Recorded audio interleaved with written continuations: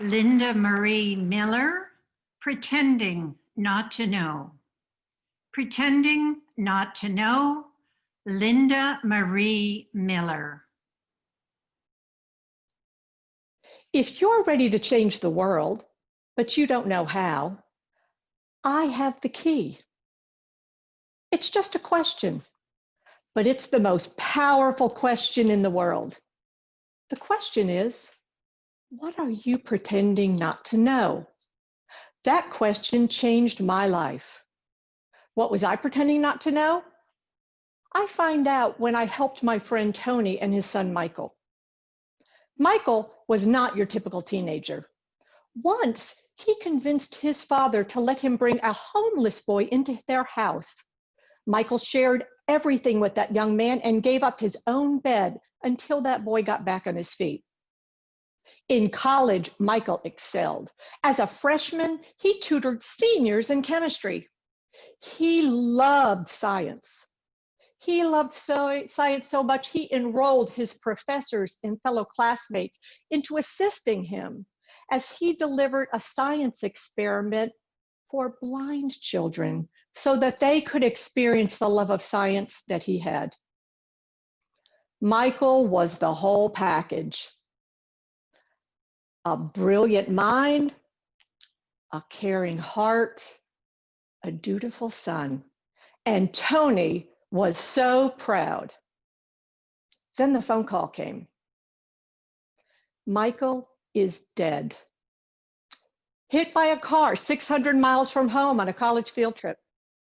I jumped into action to help my friend Tony, who was too grief-stricken to even think about bringing Michael's body home or planning a funeral. I phoned the hospital, who told me Michael's body would not be released until testing was completed.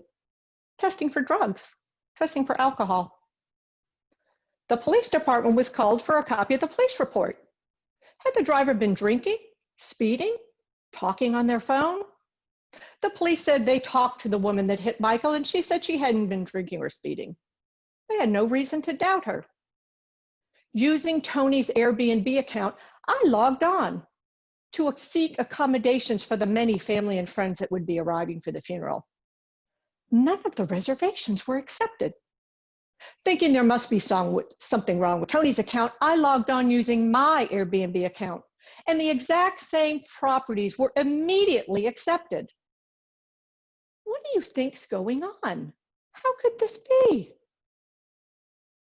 This is my friend Tony.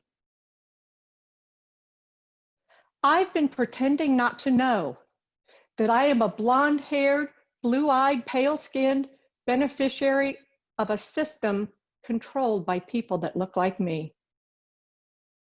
I live a life of white privilege while Tony has trouble seeking accommodations for his grieving family members.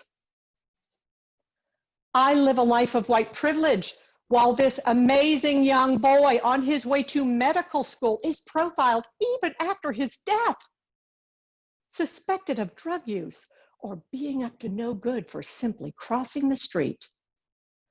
This amazing young man who once brought a homeless boy into his house, a white homeless boy, his death dismissed based on the color of his skin. The white woman that killed Michael wasn't tested for drugs or alcohol. She wasn't even suspected of speeding, even though she had a long history of speeding tickets. The more I thought about it, the angrier I became. This is discrimination. This is racism. I was comforted by the fact that I am not a racist. I have never discriminated against anyone. In my career, I have hired many amazing Black people. When my son was young, his best friend was Black.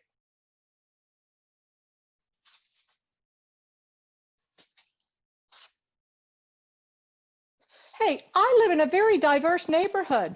All my neighbors are Black and they like me. I have never used a racial slur or told a racial joke in my entire life. I've been pretending not to know that I am the problem.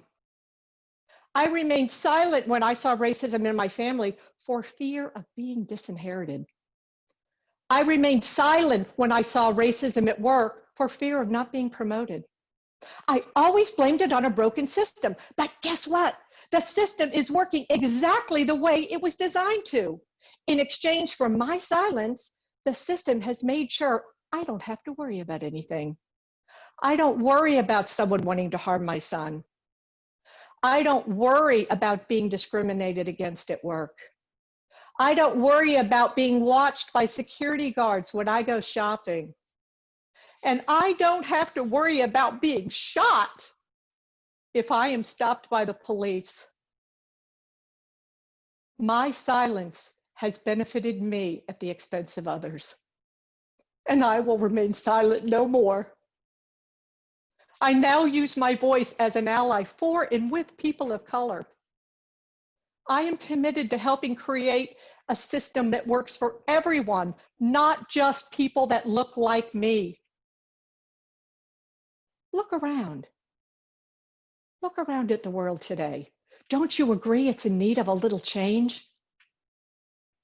Fellow Toastmasters, you have the most powerful voices on the planet.